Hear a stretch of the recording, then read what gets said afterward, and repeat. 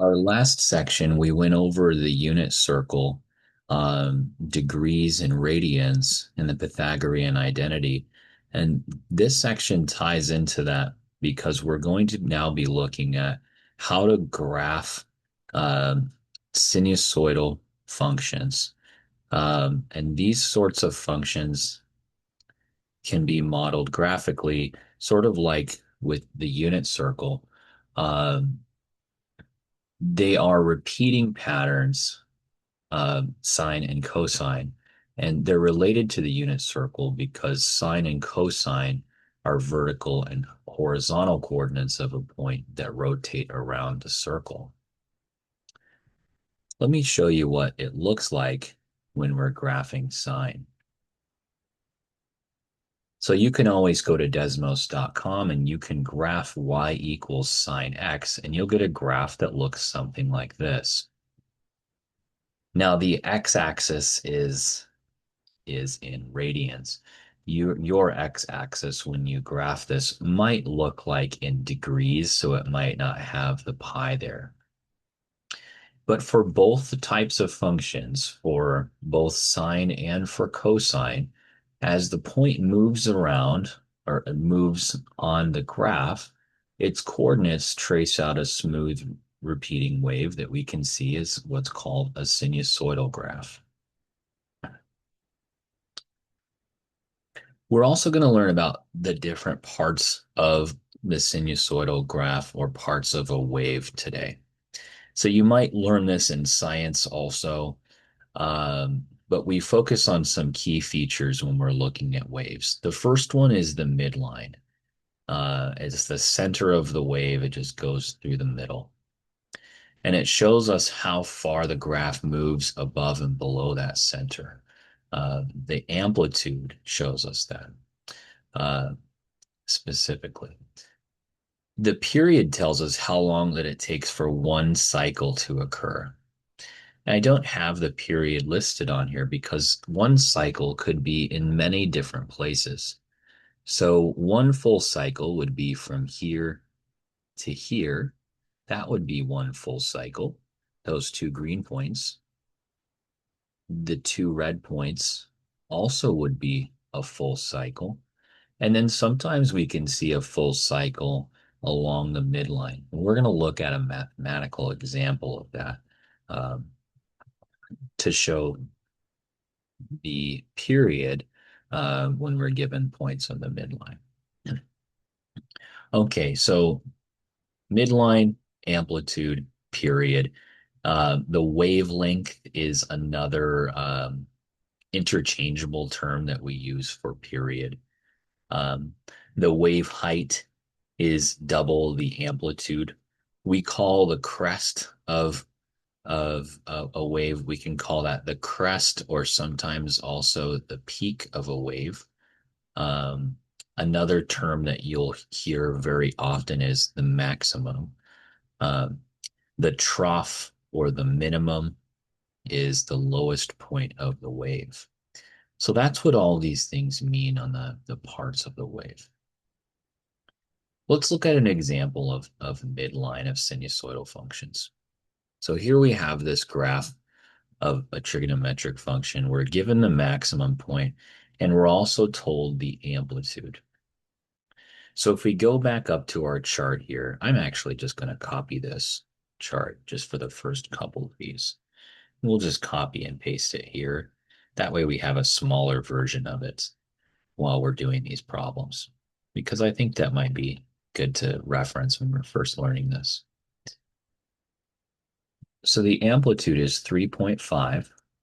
That means from the very top to halfway to the wave, or halfway through the wave, up and down with its height, um, the amplitude is 3.5. So we're at 5.5 on the y, and we're just going to go down 3.5. And I'm just estimating now, so that's 3.5. I think it would be about there, but let's look at this mathematically. So the amplitude is equal to the max to the middle. Or we can say that it's the distance from the max to the middle, which means that we're going to subtract that. So the amplitude, 3.5, is equal to, let me see, I'm going to subtract this, and we're finding the absolute value of the distance, absolute value of the difference to find the distance. So the maximum is 5.5, and we don't know what the middle is. I'm just going to call it M. So now we can solve this as 5.5 minus M, subtract 5.5. And if we get a negative answer, it's just going to be positive. That's what the absolute value represents. So this is -2 equals -m. And this just so happens to be when we multiply by -1 on both sides, we get m equals 2. So the midline for this one is 2. Let's look at another one. So here we're not given the amplitude. Here we're given the maximum and the minimum, the peak and the trough. And it wants us to find the midline this time.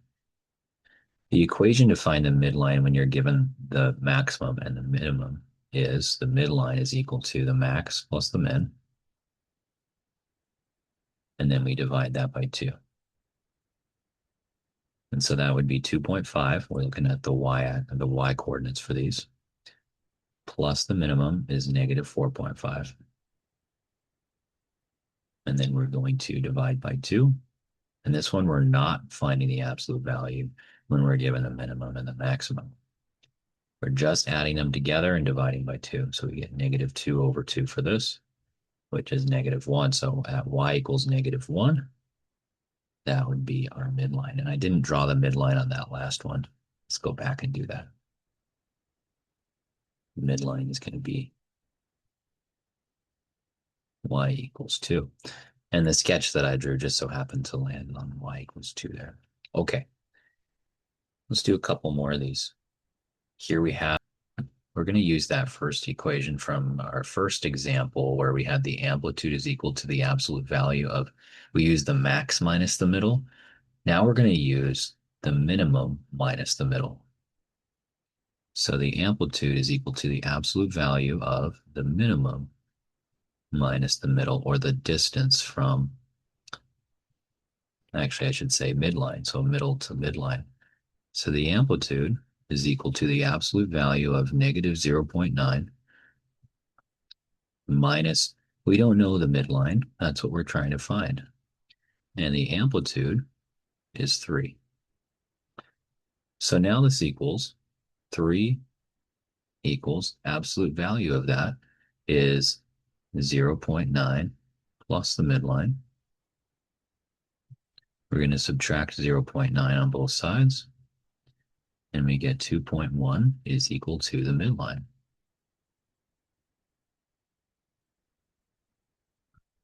Okay, so we're going to write y is equal to 2.1. Let's do one more of these.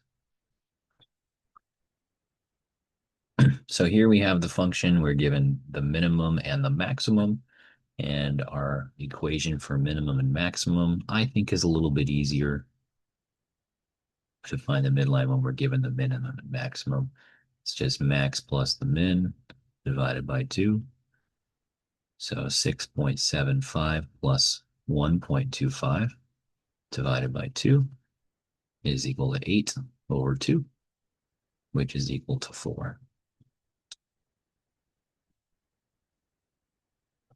And there's our midline. All right.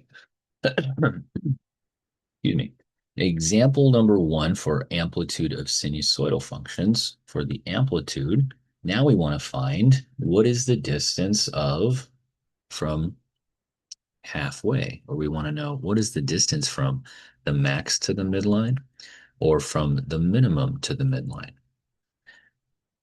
So our amplitude in this case is going to be the distance between the max and the min, which is we're going to subtract the difference and find the absolute value. And then we're going to divide by 2.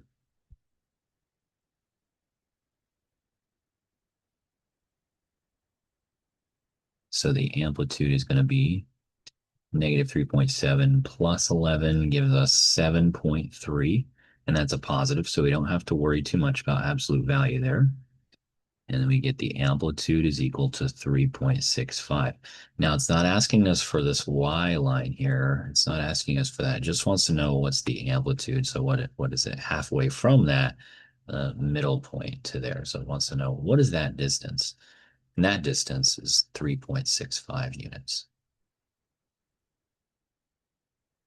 Okay, we'll look at another one next. Again, we're given the min and the max for this. Same basic idea. We're going to find the amplitude, absolute value of the difference between the two. And this is the y coordinates because we're talking about the height.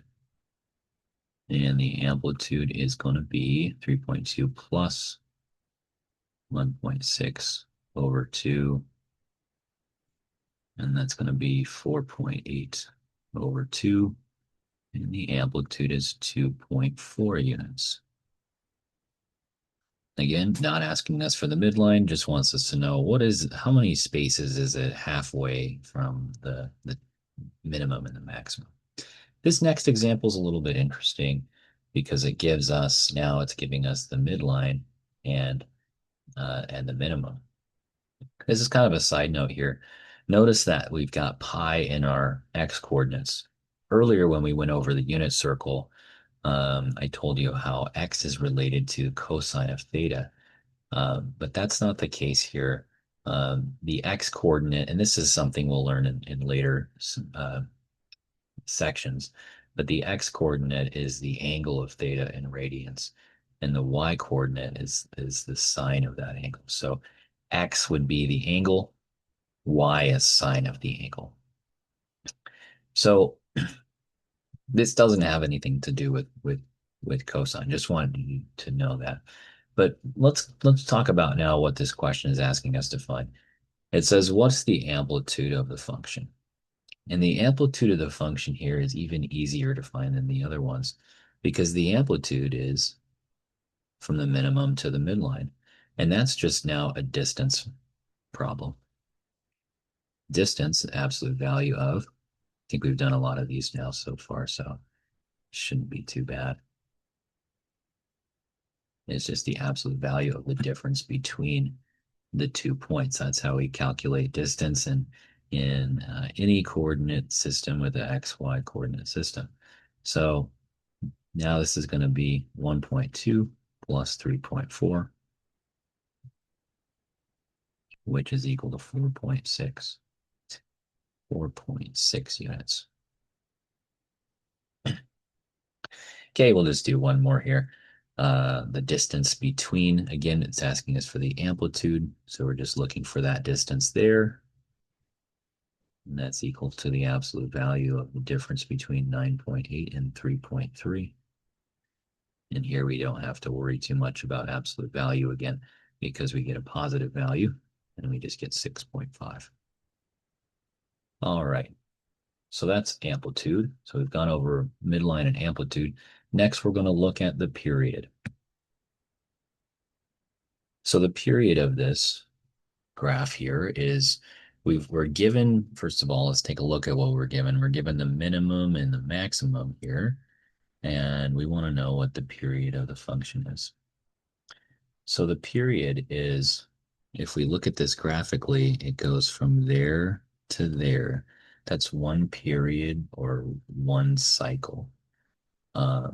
We can also say more specifically that it's the horizontal distance that it takes for one cycle or one full revolution to occur. So that on the graph is from peak to peak or trough to trough. Okay, so in this case, if we're looking at the x coordinates that it gives us, here we can get close and say this is about x equals 4, but we can't actually use that point. We have to use these 2 points here. And if we look at from here to there on the x coordinates, that's half of a period. So if we find the distance between those two x values and double it, half times 2 equals 1. So we would find what 1 period is if we double that. So the period is equal to, in this case, 2 times the distance of the x coordinates. And the distance again is absolute value.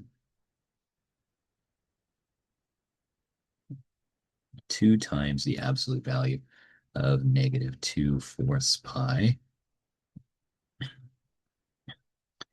And that's the same thing as negative 1/2 pi.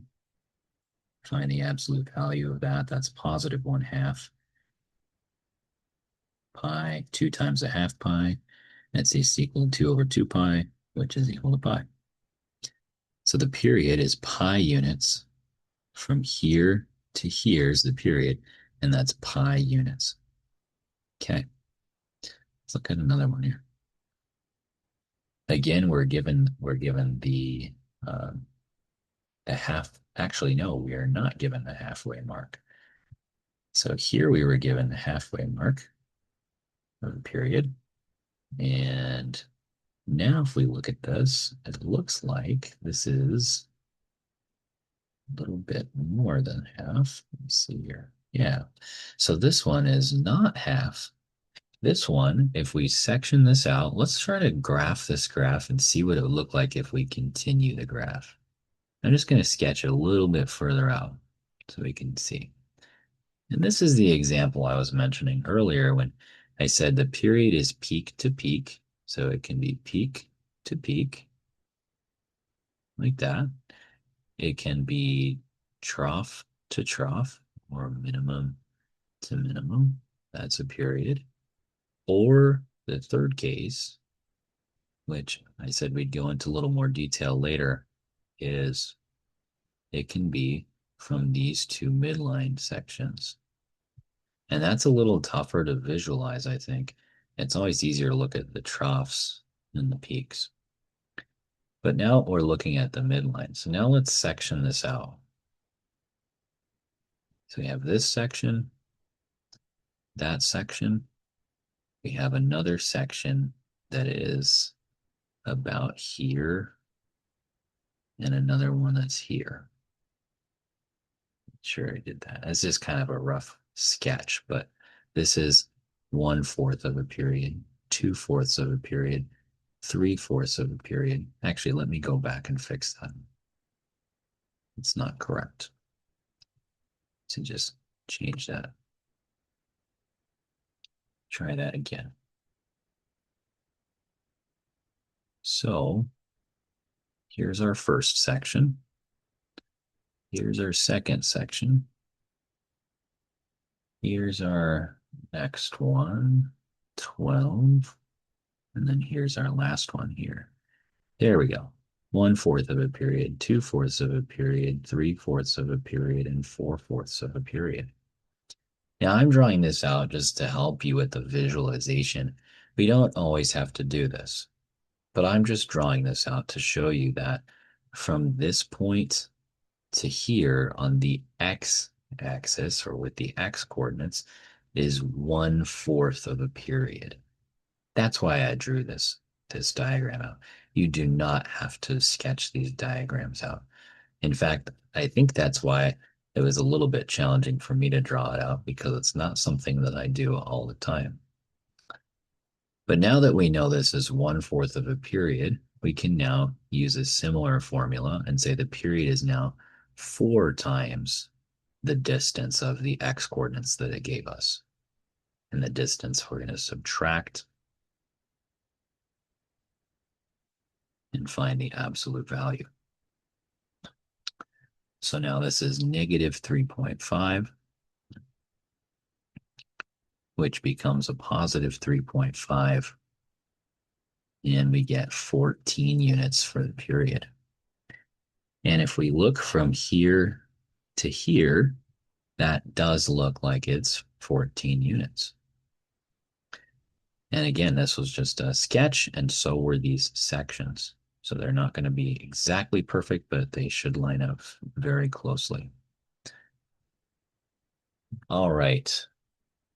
The next one we've got, it looks like it's very similar to the one previous. We're again looking at the midlines, but now it looks like this is only half of a period. So I'm not going to draw the sections for this one, but this is only half a period from here to here. Um, we can also sketch it if it helps you to draw on it. You can sketch it. You can say, well, from there to there, and then from here to here, if that's one, what does this look like compared to one? Well, does it look like a half or does it look like a fourth? That's really the comparison that we're trying to make there. And that's about half of what this is. So we're now going to say this is for the period double the distance between those x values. And that's positive 1/2 pi for our first one, minus 5 over 4 pi. So that's 2 times the absolute value of, I'm going to change the 1/2 to 2/4 minus 5/4 pi.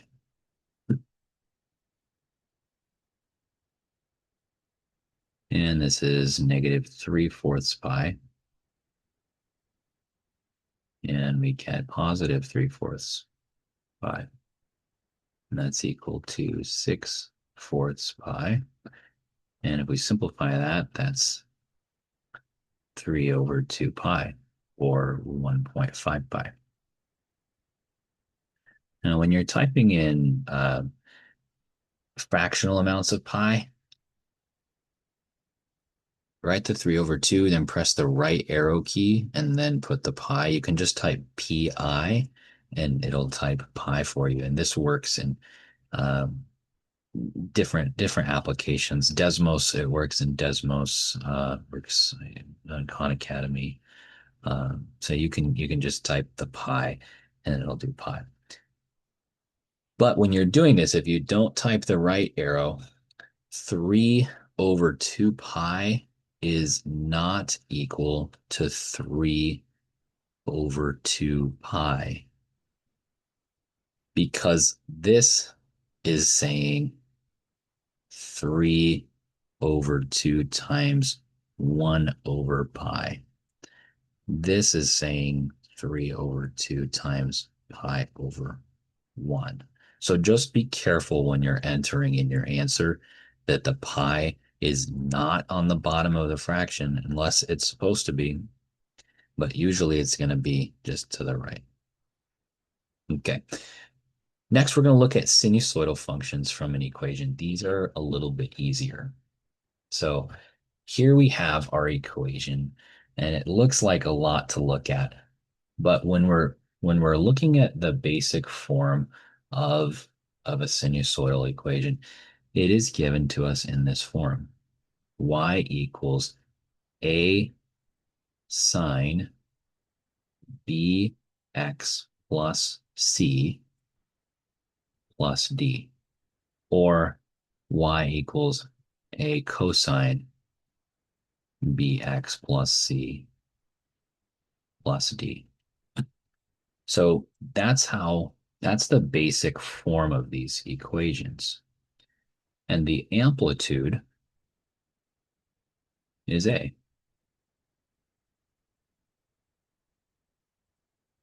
So the amplitude we discussed earlier is halfway between the minimum and the maximum. The amplitude is a distance, and so it's the absolute value.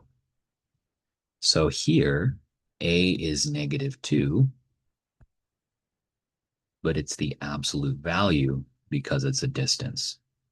So A equals 2. That's 2 units for the amplitude there. Make sure you have a screenshot of this or you write it down, because this is an important equation to know, or for both sine and cosine for sinusoidal functions. Look at a couple more of these. A is equal to absolute value of -9. So the amplitude's got to be 9 for this one. Okay, the midline is, let's rewrite our equation again. So I'm just gonna write it for sine. A sine bx plus c plus d. Okay, for this one, the midline is equal to d. And this one is not the absolute value. Here is this first example. There's no value of d. This is plus 0. The midline is right at y equals 0 for this one. But the midline is d. It's almost kind of like the b equals m and y equals mx plus b. It's almost kind of like this b. It's just the constant value on the outside. All right. For example 2, the midline here is 3. This midline is -2. Remember, for the midline, that's the line that crosses through the graph in the middle. So the midline can be negative. The amplitude is a distance. This is the amplitude, and it cannot be negative, so it's absolute value. Okay. The period is the last type of calculation that we're going to make today. And again, we're going to use our general form of the sinusoidal function. I'll write this one for sine. Again, it's the same thing for cosine, but I'm just going to write this one for sine. Okay, so the period formula, this is actually a formula that we have to use. It is 2 pi over the absolute value of b, and b is just the coefficient in front of x. So for this one, our period is equal to 2 pi over pi over 8. And a lot of students like to change fractions to decimals. I just noticed that often. I would say it's probably a better idea to leave everything as a fraction. You can always get an exact answer that way. And it says here, give an exact value. And that's how we give exact values is with fractions, unless we have a terminating decimal. So we'll get rid of the denominator here. We're going to times by 8 over pi and 8 over pi. So that cancels that out. We get 1 on the bottom. And now this is 2 pi times 8 over pi. That's the same thing as 2 pi over 1 times 8 over pi. Let me just write that like that. And then these pi's cancel out, and we just get 16, or 16 over 1. Okay, so the period for this one is 16 units. Okay, let's do a couple more. So the period is equal to 2 pi over the absolute value of b. That's 2 pi over the absolute value of negative pi over 2. And that's going to be a positive value because it's absolute value. Our period is going to be positive all the time as well because it's talking about how many cycles. You can't have negative cycles. You could maybe go backwards, but that's more of things that we learn when we do physics. So for now, we'll just say the period is positive. You got to have an absolute value because the period is positive. We're talking about the distance that it's going. Okay, so now we're going to get rid of the denominator. That's times 2 over pi, and that's times 2 over pi. So that's going to cancel. We're just multiplying by the reciprocal. And if we're using the complex fraction of 2 over pi over 2 over pi, that's just times 1. So that's why we're allowed to do that. So now we have 2 pi times 2 is 4 pi. And then 1 times pi is pi. Pi's cancel out. And 4 units is our answer. Okay, last one here. We want to find the period. And the period, again, is equal to 2 pi over the absolute value of b in the form y equals a cosine bx plus c plus d. So that's 2 pi over absolute value of 7. That's just 7. And we're left with 2 pi over 7. And nothing else can be simplified there. You can write 2 pi over 7 like 2 over 7 pi. That's fine too. That's the same thing if the pi is on the top as if it's to the right. But again, just another reminder, make sure that that pi, if it goes on the top, is not put on the bottom because you'll get the wrong answer. All right, so that is everything for amplitude, period, and midline of sinusoidal functions.